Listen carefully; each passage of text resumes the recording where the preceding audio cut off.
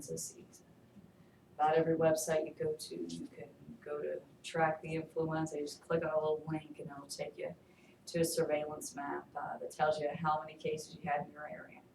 They keep those typically pretty up to date. Maybe there's a week or two lag every once in a while, but they're pretty up to date.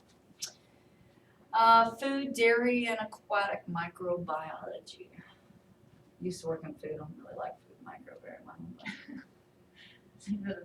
And The salmonella and right. E. Okay, coli which and- would also tie into if there was a salmonella outbreak, tie into the public health microbiology. There's actually a lot of course I would be the one to have this. You know, on the iPhone, you have tons of apps. Also on the Android, you can actually get apps that'll track all those different things. So if there's a salmonella outbreak or West Nile or anything like that. But a lot of times you'll find that grocery stores will recall certain foods because they did find contamination in there. Another thing, and this is a little off track, but a lot of people try to manipulate some of the different products that are in food. I worked on a syrup and trying to mutate an organism so that it would give you a more complex carbohydrate instead of a simple carbohydrate. Anyway, there's all kinds of different avenues with food. Think about the yogurts and how they now put a lot of live cultures in them to benefit your digestive health. A lot of different things. And food's very interesting. I mean, food's not sterile, by the way. I mean, I'm sure you guys knew that, but when we did a lot of these tests, you had to have a certain number of organisms you couldn't go above, or else you couldn't have that product go out. So it's not that bad, but it's I mean, it's regulated, but it's not all what you think. And another thing, I forgot to talk about this in the day. Sometimes with the food, this can cross over into a couple other things as well. As far as the antibiotics given to a lot of the animals like cattle that you'll eventually be eating, there are certain countries that do actually minimize the amounts of antibiotics that can be given, so they'll treat their food a little differently. A lot of people do things like radiation, variety of ways to minimize microbes. Agricultural microbiology studies microbes in crops, and this can go kind of either way. There's a lot of microorganisms that are very detrimental to the crops, and you can lose all of them if you have, there's a lot of viruses and things like that might affect plants that might not affect something else. But there are different studies trying to strengthen those. They'll try to genetically engineer some of those crops, or they might try to use a microorganism to kill another microorganism. So it can be very complex. Biotechnology, use of metabolism of living organisms to make things like beer drugs. It's a very common thing there in the food lab. We had Budweiser that would contract that particular micro lab out. And we use a certain yeast strain to try to enhance the taste of their beer, but I don't know that you can fix that. That stuff, beer to me is just, the smell is horrible. When they break anything in the lab, it smells like a brewery, and it just, I never got into the taste. I just think that's, I think they're wasting their time. It just tastes like poop, is what I think.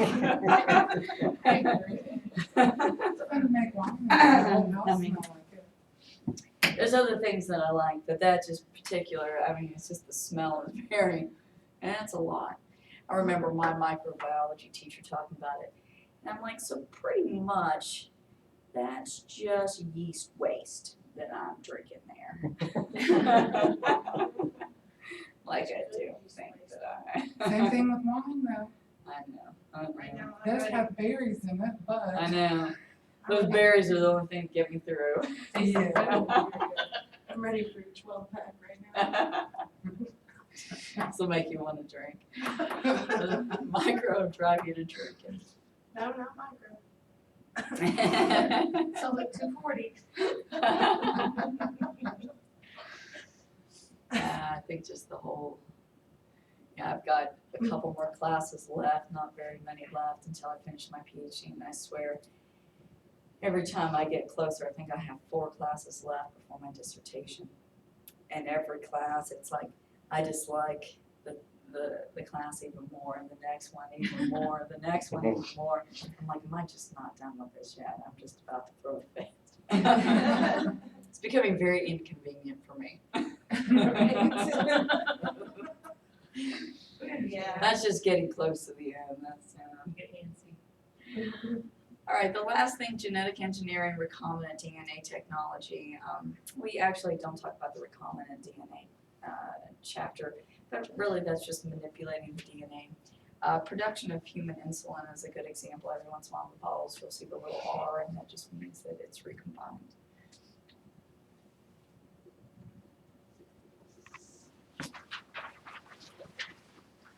All right, as far as the first bacteria, those were around 3.5 billion years ago. Some textbooks will say about 3. I wasn't there, so I don't really know for sure, but that's approximate. If I was there, that'd be pretty darn old. They do things like carry out photosynthesis, decomposition. A lot of things that we'll talk about aren't really photosynthesizers anymore, but there are some still out there. The decomposition, I mean, anytime you have old food sitting out, you can see the whole decomposition process. Human use of microorganisms, we talked about a lot. Anything else you guys can think of? Normal flora is a good thing that we didn't quite touch on. Normal flora kind of, those old guys will compete with some of the organisms that are more pathogenic on the outside there. As far as some of the antibiotics, that goes into the biotechnology, but we use a lot of those antibiotics produced by some of the eukaryotic microorganisms. As far as infectious diseases go, we tend to talk about those a lot because you guys are in nursing school. If you were in a food micro class, environmental micro class, you wouldn't talk about pathogens as much, but we do. So you got to remember that it's just a small percentage of microorganisms that are pathogenic. Most are non-pathogenic. 4, yeah, did you see it out there? It's 4:30. Yeah, just go on it. It's 4. Is it Sierra? Taria. Oh, Taria. What was the last name? Yeah, you were in my day, weren't you? Yeah, we're still gonna meet at 4. We have a little bit of overlap, but we should be ready to go by 4:15 at least, so be here at 4. I'll do the attendance. Ask for any questions and things like that, so we'll do a bit of a review if you guys need it initially. All right. This is just a timeline here again. Don't memorize this. Obviously, prokaryotic cells, which are very simplistic type cells, were the first type of cells that appeared, and then eventually the more complex organisms appeared later on. Eukaryotic microorganisms we'll talk about quite a bit, and I'm going to get into a little bit of the differences between prokaryotic cells and eukaryotic cells. That's a little more in chapter 4 and 5, so I go really basic at first. Just some nice pictures here. This is not on the test either, I just want you guys to kind of get an idea of some of the most common infectious diseases worldwide. If you take a look, respiratory infections, which are not surprising, takes the lead. Remember, this is worldwide. AIDS comes in next, and diarrheal diseases. I always say respiratory infection is very interesting because a lot of people go to the doctor with a respiratory infection, especially if it's something like pneumonia in certain organisms. That'll be documented. But when you get into the diarrheal diseases, unless it's so bad, most of the time people typically don't go. A lot of those things are very self-limiting, so it runs its course and you're all better. Now, if it's a younger age group, typically the ones that'll go to the hospital or something like that. So the diarrheal diseases, they're probably a little underreported. Just because you're not gonna go and actually have that documentation as likely as you would with a respiratory infection. I know that I don't like to leave the house if I don't know when I'm gonna go. Most people don't. It's kind of a crapshoot. TB, they give it its own category instead of putting it under respiratory infections, and there's a lot of mycobacterium. Depending upon if you have an underlying disease like AIDS that can actually be disseminated all the way through the body. But tuberculosis comes in at about 11%, malaria is next, measles, hepatitis B, tetanus about 2.5%, but again, you gotta remember that this is worldwide, most likely. You will not see somebody that has tetanus. I've had very few students in my class that have seen a patient that actually did have tetanus. Typically, those are in countries where you do not have as many vaccines, access to vaccines and things of that nature. So, parasitic diseases fall in about 2.5. A lot of that is water contamination. In this country, we have nice water, so it doesn't really hit us that bad either. And then everything else falls in under that miscellaneous. Now, this is kind of where we start with some of the test information. Prokaryotic cells versus eukaryotic cells. Now, sometimes where it has that first C, sometimes you'll see a K. A lot of older textbooks used to put a K there, so either way, it's spelled correctly. It's just a little bit of older spelling versus kind of the newer stuff that they're trying to get everybody to do. So it doesn't matter how you see it. If you see prokaryotic, it still means the same thing whether it's got a C or a K as well as eukaryotic. Now, a prokaryotic cell is very simplistic. So if you guys remember in A and P, that cell type that you learned, that's a eukaryotic cell. So that eukaryotic cell has a nucleus. It also has membrane-bound organelles like Golgi, endoplasmic reticulum, all that good stuff. Whereas a prokaryotic cell does not have a nucleus, doesn't have Golgi, any of those organelles, but they do have ribosomes. You guys remember what ribosomes were for? Protein. Protein production. So now, since they have ribosomes, even though they don't have a nucleus, do they have DNA in there? Yeah. Yes, they do. You gotta have that template so that you can make your messenger RNA. And then you can build that protein. So yes, they still have DNA, just in a wad out there in the cytoplasm. It's not anything formal. Taking a look at these different cells here, prokaryotic and eukaryotic, we'll get to the virus in just a second. What do you see the overall difference is? Size. Right, the eukaryotic cells are typically quite a bit larger, even though everything's measured in micrometers, but it's typically quite a bit larger than that prokaryotic cell. What about the insides? Nucleus. Right, you got a lot of different structures that you find in that eukaryotic cell on the inside that that prokaryotic cell lacks. What about the outside?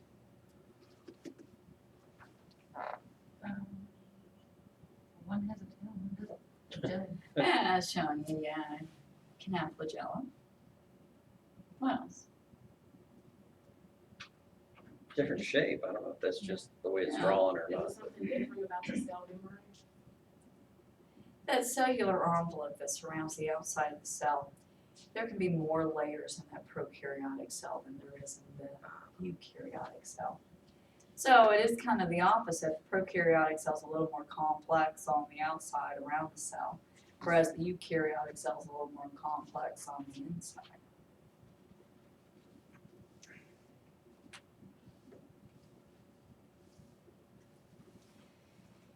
Now, a virus doesn't fit into either category. Those are acellular organisms, and that's the term that I commonly use for organisms that do not have all the components to be a cell.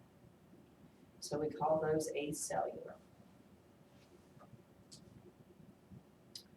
Now, a virus is a good example of an acellular organism. Now, if you take a look at that picture, that's actually what one of the virus types look like. That is a bacteriophage that infect bacterial cells. They all don't look like that. It's like an alien or something really odd and weird, but bacteriophages actually look like that. Now, this picture is just a little different than the one in the 3rd edition. I like it better, so I've kept it. This particular picture here, we're going to keep expanding on it all term.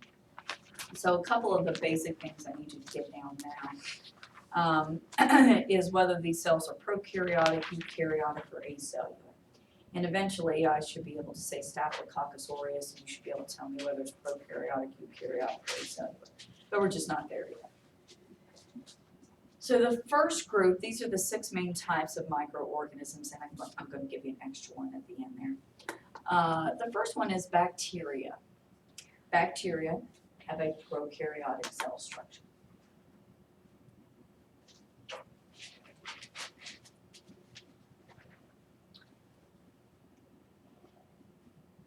A fungus has a eukaryotic cell structure.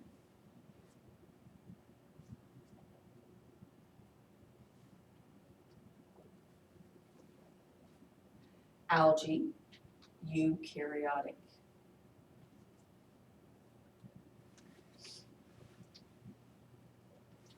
Viruses are acellular.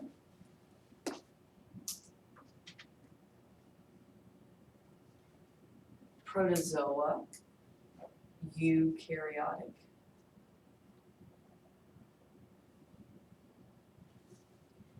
And helminths are eukaryotic.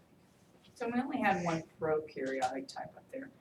There is another organism, another type of organism called archaea that are prokaryotic, but we don't talk about those in this class because they really are not pathogenic at this point. They haven't posed a problem, not that they won't put them into the books later on as those organisms progress, but right now they're not a problem.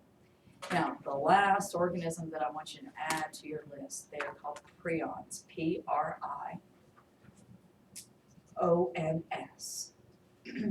prions. Those are acellular. They are protein only. Does anybody know what prions cause? I read this, I just don't remember. Mad cow, that's right. I didn't read that either. Can I ask you a question? After viruses, what was that one that you said? Protozoa, those are eukaryotic. Okay. So we have 4 eukaryotic up here on this list, prokaryotic and acellular, and then adding the prions to the list are also acellular. We don't want to add archaea. When they become a problem as far as pathogens go, the class will sure be restructured as well as the textbooks. They'll be stuck into the mix. Right now, they really are. All right, this is not on the test, just a nice little cheat for you as the singular and plural forms of each of these organisms. For instance, with bacteria, bacteria is plural, bacterium is singular. Most of the times when you take a look in the microscope, you won't see just one, you'll see tons of them. So you'll say bacteria instead of bacteria. Very rarely would you see just one. All right, this is not something that, there's one point on here we might have on the test, or I might have on a later test. I'm not sure where I'm going to put it. The range of the human eye is 1 millimeter above. Now, when we start measuring things in micrometers, that's where we use the light microscope that we have in our lab. So if you take a look, they have equalized the rod shape, Staphylococcus as the coccus shape or circular shape. But if you take a look and compare the size to the white blood cell, you can see how much smaller that these microorganisms really are. So most of the eukaryotic cells that you saw in AMP, they're gonna be way bigger than what you guys are actually gonna be taking a look at under the scope. Now, there are some small bacteria that it becomes very challenging to see them with the light microscope. Those that end up being very small, like mycoplasmas. You go down to the electron microscope. And when you use the electron microscope, you can look at organisms that measure in nanometers, so that are even smaller. The one point I want to point out to you, I don't know if I'll ask this on this test, but eventually I will, is that if you want to see a virus, you have to use the electron microscope. Now, they're very large, very expensive pieces of equipment, not any reason that we would have an electron microscope. Those are typically for research schools. There are other specialty scopes above and beyond that that allow you to see atoms and very small structures like amino acids. But that electron microscope would let you view a virus. So if you guys wonder why we never look at viruses under the microscope, it's because you can't see them, they're too small. Our scopes would not be any good for them. Even the larger ones. The first time that you ran out that slide, you said the human eye. 1 millimeter is what you can see as far as size. Once you get below that 1 millimeter, you gotta use a scope of some sort to see those different cell types.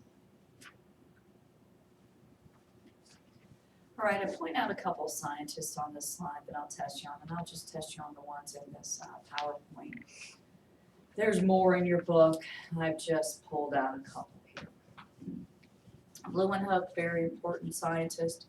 He was the first to use a primitive microscope and look at microorganisms, although he did not know exactly what he was looking at. They were microorganisms. And this picture, I think, is the same picture as what I have up here in your textbook. So you want to associate Leeuwenhoek with the first microscope. Scientific method. Try to get through this as quickly. I hate to stick on this as much. I'm sure you've talked about the scientific method a couple of times. I like this example, so it's from the first edition of the book. You don't have to write all of this down. But in this particular experiment, they were trying to find out why microorganisms were a little harder to kill. And this is where the whole discovery that certain bacterial cells could actually form endospores, which are a protective outer layer that makes them a little more resistant to heat, chemicals, and a variety of things. So they're harder to kill. So now this first part of the scientific method would be the hypothesis. So how would you come up with the hypothesis that some organisms form spores and they're harder to kill? Your studies, right? Well, you probably looked at past research, right? Maybe something like this has happened through experimentation that you've done with other things in the lab. So you've had to have a background to come up with that hypothesis. You didn't just wake up one day and say, yeah, spores are harder to kill. If you did, wow.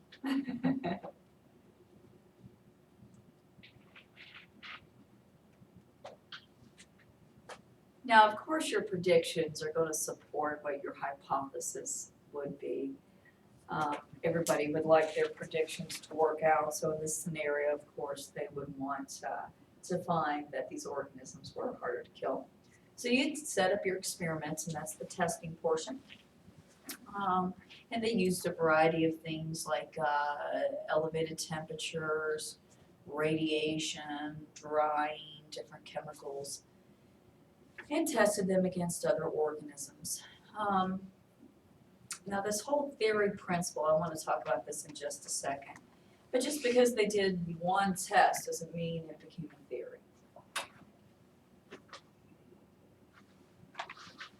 Or else I would be in textbooks and I'm not. So taking a look at some of these things that and I want you to know about the scientific method. The hypothesis, that's a tentative explanation. It's best worded in the form of a statement.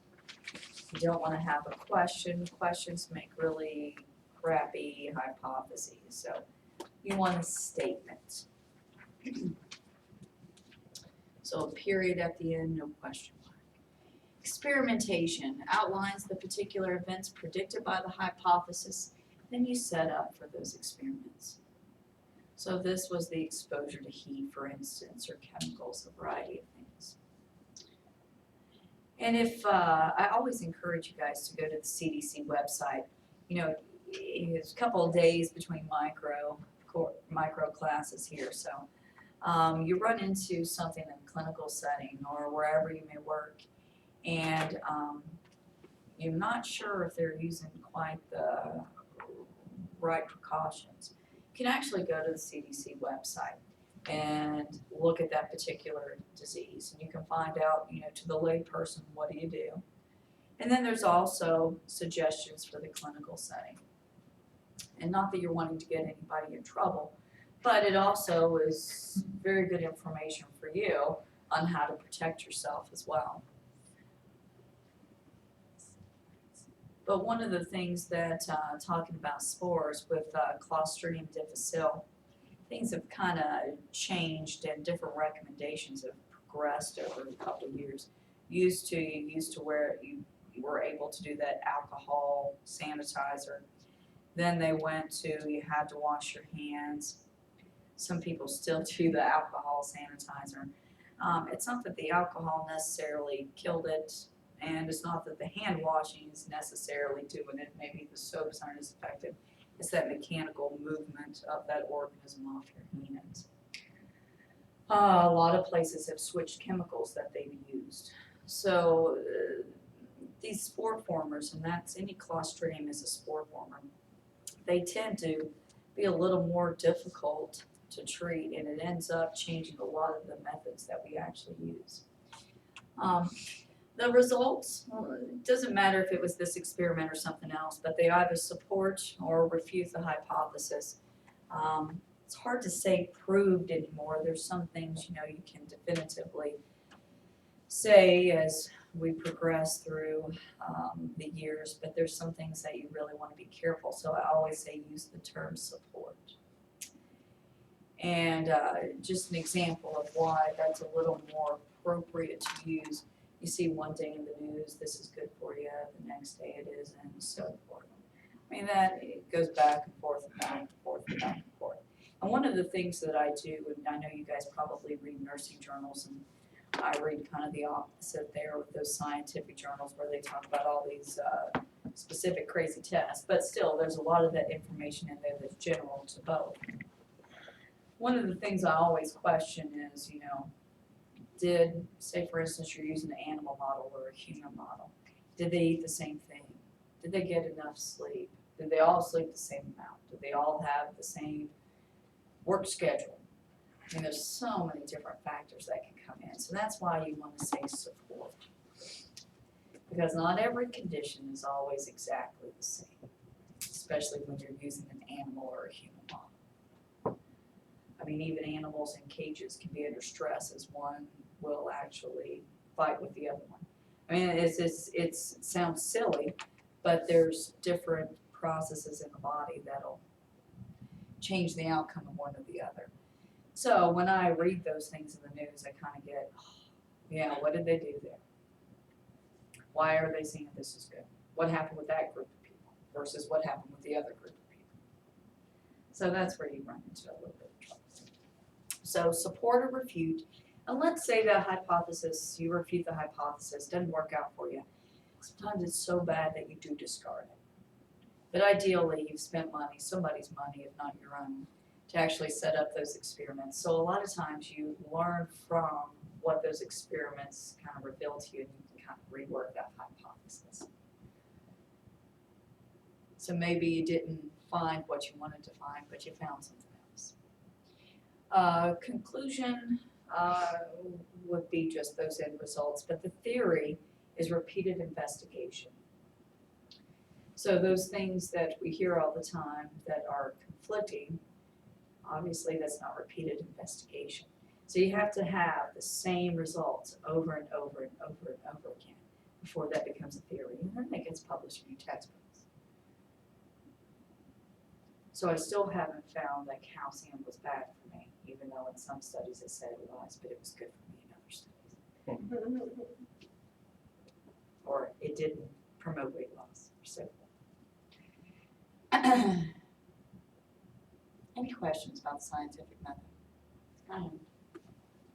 Kind of basic. Again, this is another one of these topic slides, and I'm going to hit all of this. All right, spores and sterilization.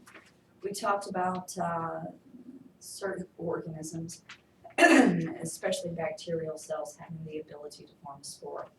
That spore has a tougher outer coat that makes it more resistant to a variety of treatments. So now when you use the term sterile, that means to eliminate all life forms. So for instance, autoclave temperatures, a variety of things that they'll use, especially in pathogenic labs, are set up standard in what it takes to kill a spore. So the autoclave temperature I use is what it takes to kill a spore. Then you can say that you've eliminated everything. Now the real tricky thing is that prions, they don't quite apply to that. Typically everything's incinerated, but as far as autoclaving, that has not quite done its job. Of course, it's a protein, so you could probably autoclave and autoclave and autoclave, and eventually it would be good. But as far as autoclaving once, that doesn't really work for that prion. So does the same temperature then destroy all other spores? Yes, so, At a certain and level. you guys will learn this, it's 121 degrees Celsius, but that's spores and everything below. Okay. Now, if anything were to evolve, that they would become resistant to that temperature, that standard will be raised to another.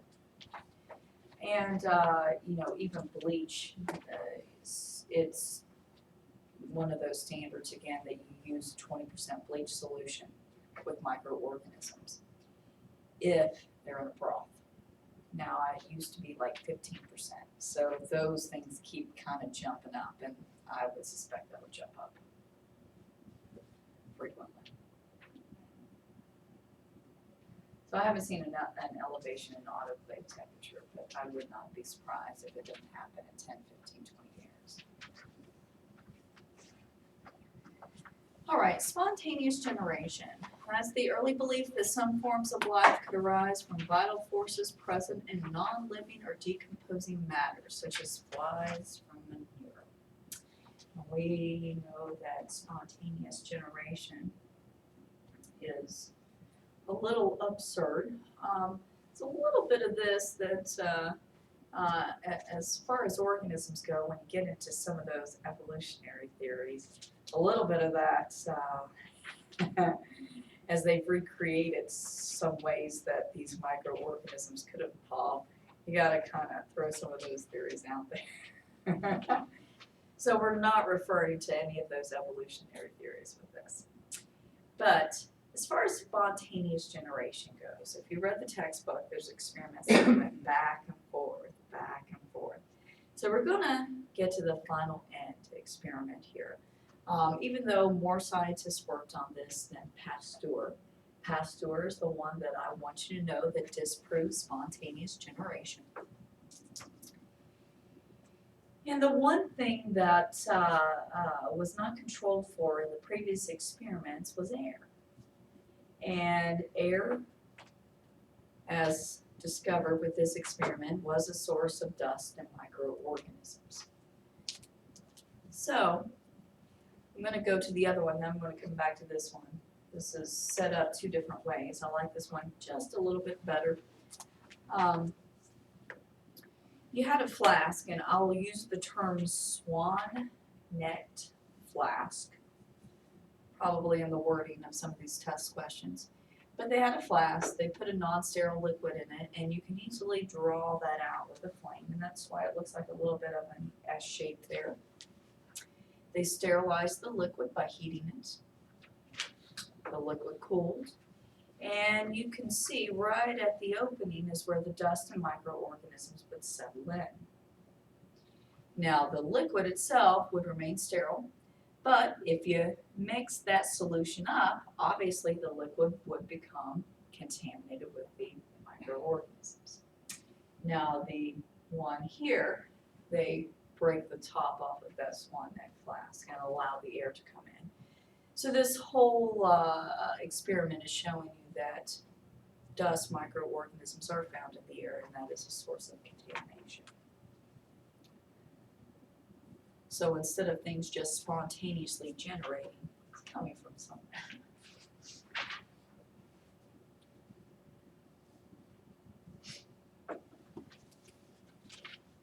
So I'm saying I don't even want to get into that whole evolutionary theory where they set up all of the different molecules that collided and then became this and then became that.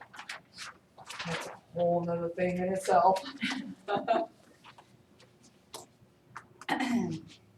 All right, Lister, you guys probably have heard of Lister before. So as far as this particular, it's actually a surgeon, I want you to know that he was the first to introduce aseptic techniques in the medical center.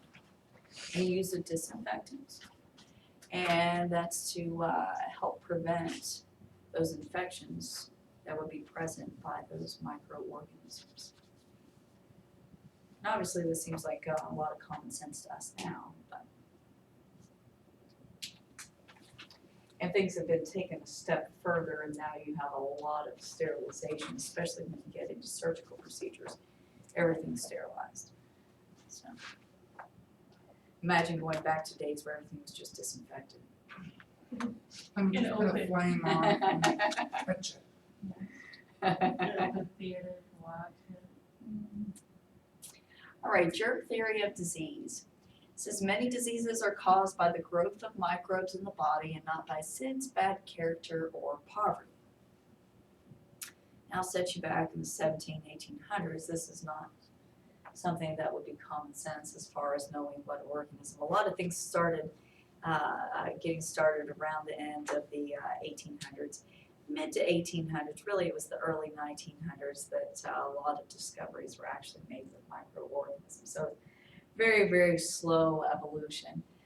But you guys could kind of maybe possibly see why people thought that if you were poor, you would be sick. Why might that be? Long, long time ago. The lack of nutrition. Wow. That almost puts you in a state of being immunocompromised, lack of water, right? So washing your hands. And they didn't have those handy dandy antimicrobial soaps back then that we have now. Outhouses. Yeah, and that's a good source of about anything you want. I remember when I lived in Tennessee and my grandparents, they had a big house out in the country, and we had a lot of land, and there were these people that lived on the road. When you'd go down the hill, it was a long hill. If it snowed, you weren't going to get up or down it, but they still had an outhouse. I mean, they were very, very poor. We ended up buying that land and redoing everything on it. They ended up buying themselves another house. They still ended up not being so clean. They had, of course, a bathroom inside the home, but in Tennessee, depends on where you're at, what county, but they buried their dead in the yard, which is very, I mean, you know, I think a long time ago, some people just did that. Right. But this was, you know, during my time, which you didn't do that anymore at that point. Not legally. That didn't stop them. I'm sure there'll be some law put into place, and they'll have to actually bury it. But yeah, I mean, they used outhouses. They didn't have running water, so I remember when we walked in that house, I was just like, I'm not touching this germaphobe as a kid. Like well water and creek water and stuff. Mm-hmm. Yeah, oh, she's ready And to a lot of drink. them, yeah, a lot of, that was their source for a lot of people. Right, right. It was.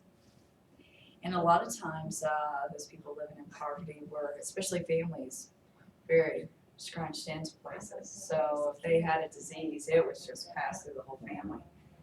You know, I remember, again, my grandfather telling stories, you know, him and his brother sleep in the same bed, his sister slept in another bed, and that was just, you know, the way it was.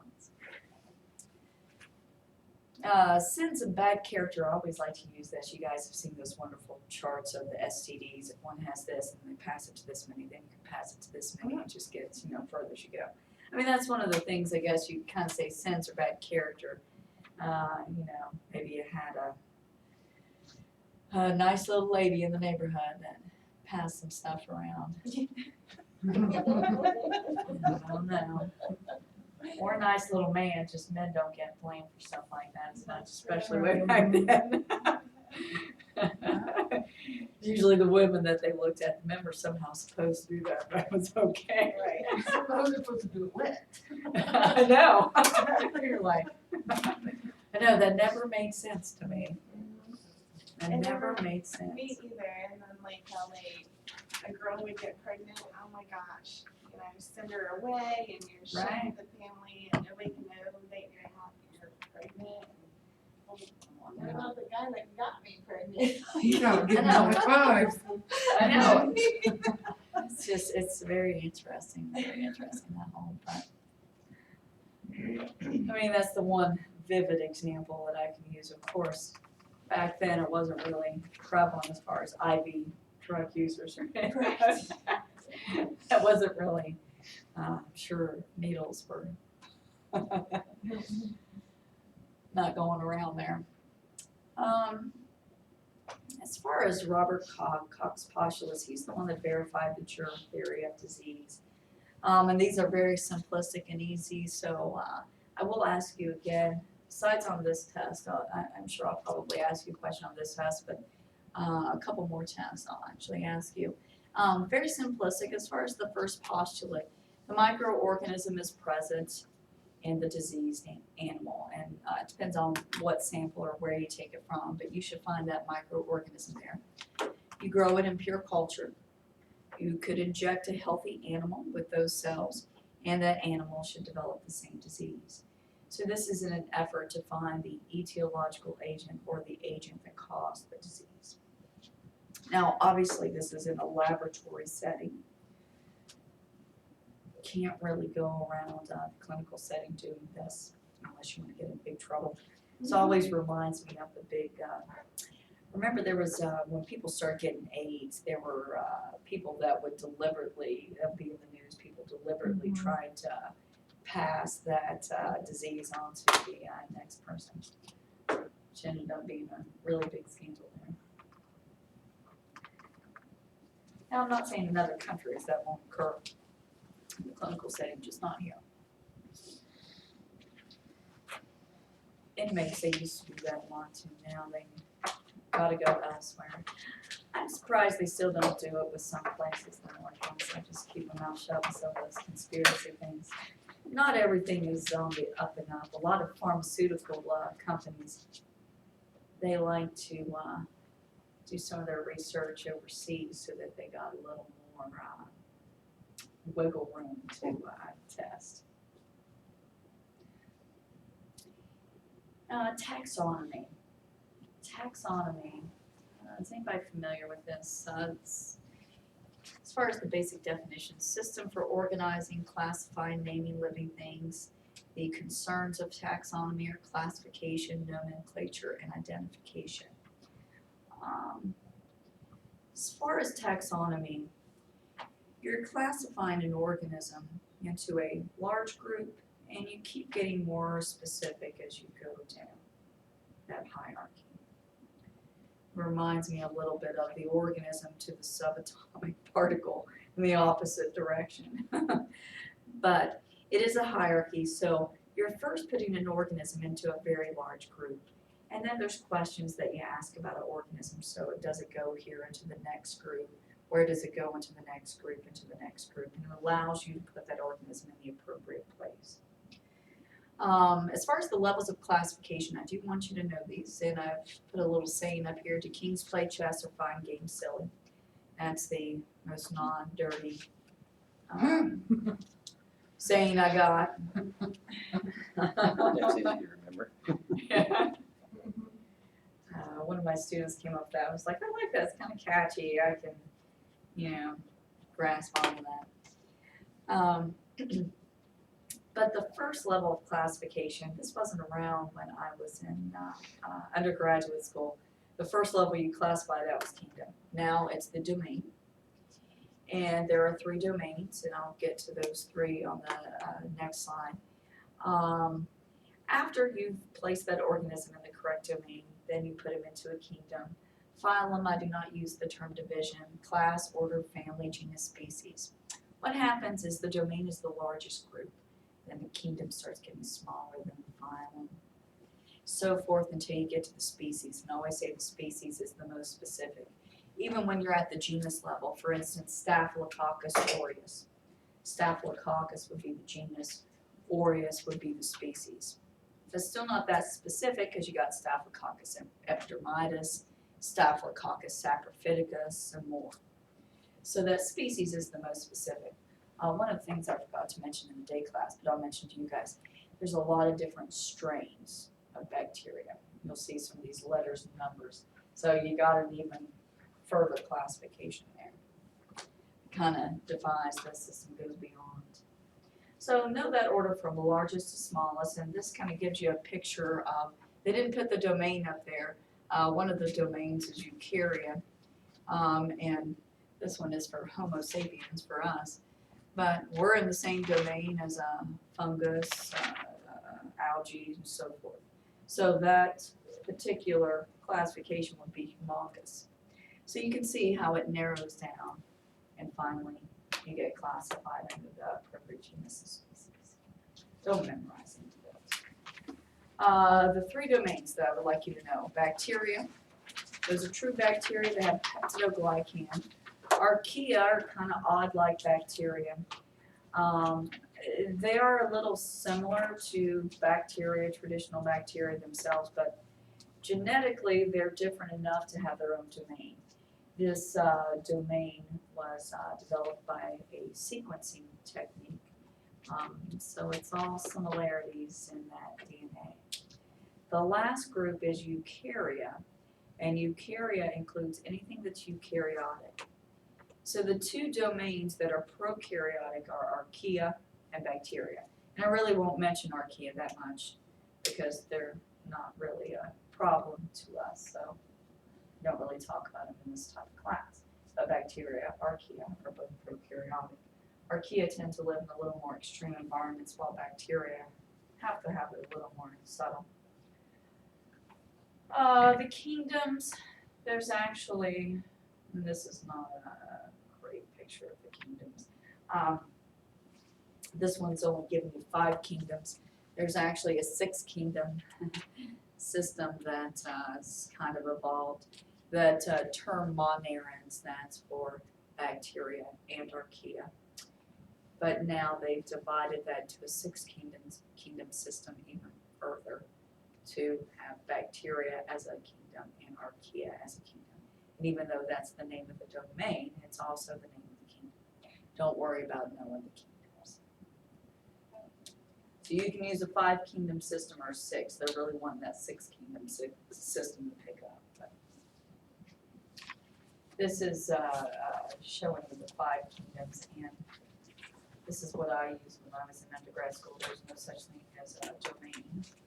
Not really on that. Evolution, we can skip through that. And I'm not giving you a break because we're almost finished. And we're just going to chapter 1. As far as writing a scientific name, I typically on the test will give you a correct way to write it and then a bunch of incorrect ways. So all you got to know here is the rules as far as writing a binomial or a scientific name here. Genus. I gave you the example, Bacillus subtilis here. The genus is always capitalized. The species is always lowercase. And they are either both italicized, or if that is not available, you underline both of them. Now, if you see over here, a lot of times they'll abbreviate that genus. Now, it takes a while before you guys will recognize, once you see S. aureus, you'll know, oh, that's Staphylococcus aureus. But it takes a little while to recognize those. So I don't do a lot of abbreviating initially here. Well, a little bit lapse, so we can write less on our plates, but you guys will get used to those organisms and those abbreviations. So know the rules here. And this other, I'm not gonna ask anything, but this dichotomous key, as far as fitting organisms into that taxonomic hierarchy, there is a series of questions, and it changes obviously depending upon what type of organism it is, but it does help you classify into the correct scheme. All right. You guys got any questions for me here?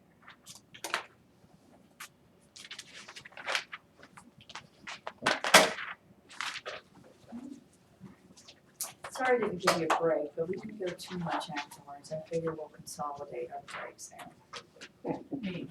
If it's gonna be that long, I'll give you guys a break. I won't torture you that much. I won't torture you too bad. Make sure you got chapter 2 ready for us next Friday. And then chapter 3 ready for Monday. Not this Monday.